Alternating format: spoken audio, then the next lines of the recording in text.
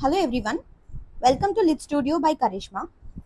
So today we are going to talk about post-structuralism. Alright, we've already dealt with structuralism and many of the main proponents in it. Alright, so now let's jump into post-structuralism. Post-structuralism, what do you understand by the term post? Post means after. So the term clearly indicates that this movement or this theory has been given after the theory of structuralism. All right, so it has come after the theory of structuralism. So what does the theory include? What are the ideas of post structuralism? Now let's look into it. Post structuralism emerged in France during the 1960s as a movement critiquing structuralism. So it's a movement against structuralism. What are the ideas that were given in the theory of structuralism? All the theories in the post-structuralist school have critiqued the idea, have rivaled the idea of structuralism. All right. So now the post-structuralists deny the fixed meaning or particular structure of a text and also reject the binary oppositions. All right. Binary oppositions, if you have listened to any of my classes on structuralism, is one of the key concepts and also a foundational concept of structuralism. All right, so the post-structuralists deny or reject the idea of binary opposition, and they also deny that there is a fixed meaning or fixed structure to any text. All right, so that is what post-structuralists think. All right, they are against the idea of structuralism. So to give you a brief about structuralism, structuralism says that everything exists in a structure and there is a fixed meaning to everything. And now the post-structuralists are actually rejecting the ideas put forward in the theory of structuralism. In 1966, a lecture titled Structure, Sign, Play in the Discourse of the Human Sciences, Jacques Derrida presented a thesis on an apparent rupture in the intellectual life. Derrida interpreted this event as decentering of the former intellectual cosmos. So, to understand the idea of decenter, it simply means moving away from center. So, what is a center? Everything exists in a structure. Everything has a center to it. That is what structuralism is all about. So, post-structuralists are moving away from the center. They are moving away from the structure that was given in the structuralism. And that is called decentering ourselves from the so-called structure. And that is what the post-structuralists talk about. And Derrida, in his lecture titled Structure, Sign and Play in the Discourse of the Human Sciences, presented the idea of decentralization, thereby leading to the idea of decentering and to the idea of post-structuralism altogether. Instead of progress or divergence from an identified center, Derrida prescribed this event as a kind of play. A year later, Roland Barthes published The Death of the Author, in which he announced a metaphorical event, the death of the author, as an authentic source of meaning for a given text. This is one of the key texts you have to remember while reading post-structuralism. Death of the Author. It was written by Roland Barthes, and this is a phenomenal text which has laid foundations to post-structuralist theory. So, in the idea or concept of death of the author, Barthes says that a text's meaning truly starts when the author slash the idea of the author is completely eliminated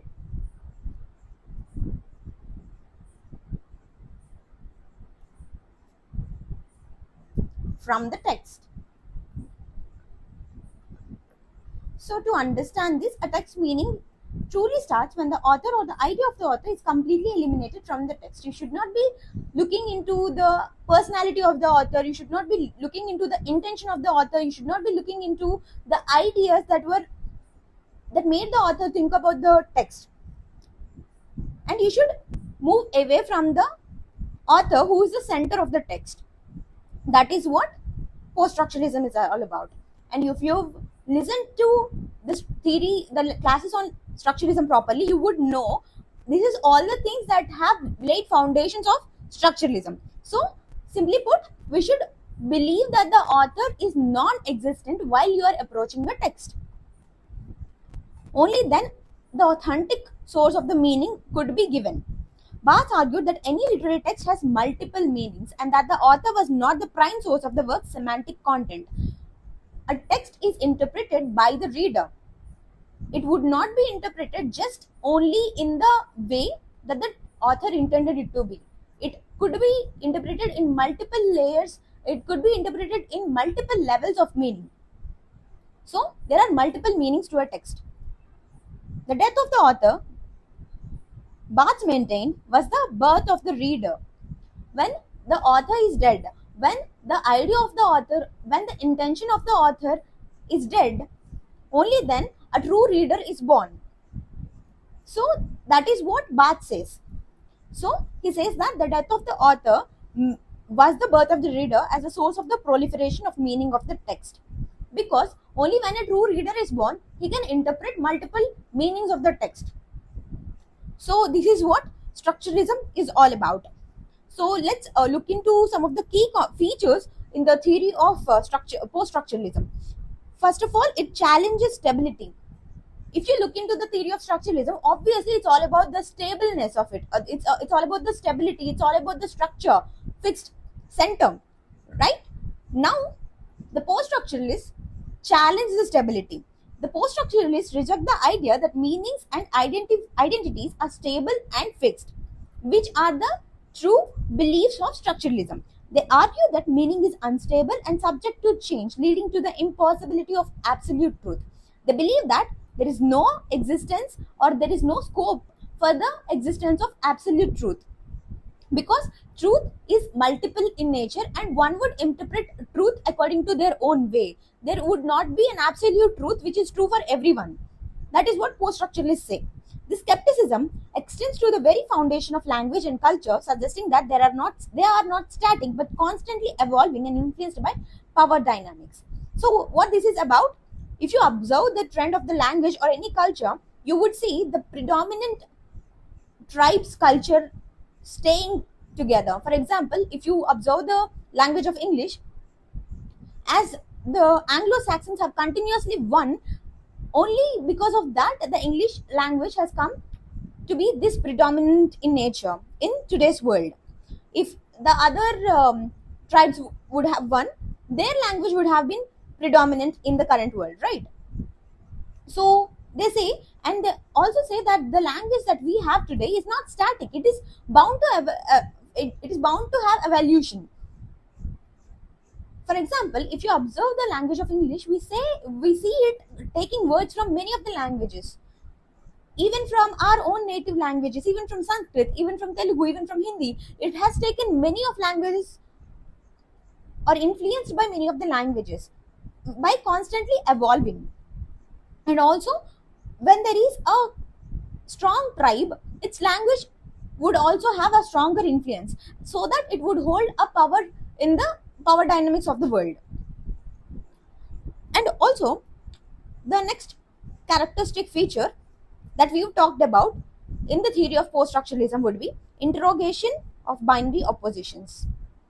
A common feature among the post-structuralists is the critique of binary oppositions, which was one of the central ideas of structuralism. We've discussed about this. Post-structuralists argue that these binaries are not natural or inevitable but are constructs that serve to maintain the power structure. They say that all these binary oppositions that we think are natural are not actually natural or inevitable. They are just constructs that are here to serve or maintain the power structure. By interrogating these binaries, post-structuralism seeks to expose the power relations that they conceal. So this is what are the key features of post-structuralism.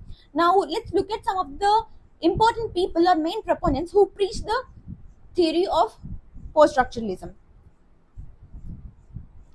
They are Michel Foucault, Roland Barthes, Jacques Derrida, Jean Baudrillard, Gayatri Chakravarti Spivak, Umberto Eco, Judith Butler, Slavoj Zizek, Julia Kristeva, Gilles Deleuze, and Felix Guattari. If you have observed or if you have read about literary theory, you would notice many of these people have influences in many other theories as well. For example, if you take Julia Kristeva, she is a very well-known psychoanalyst who has given the,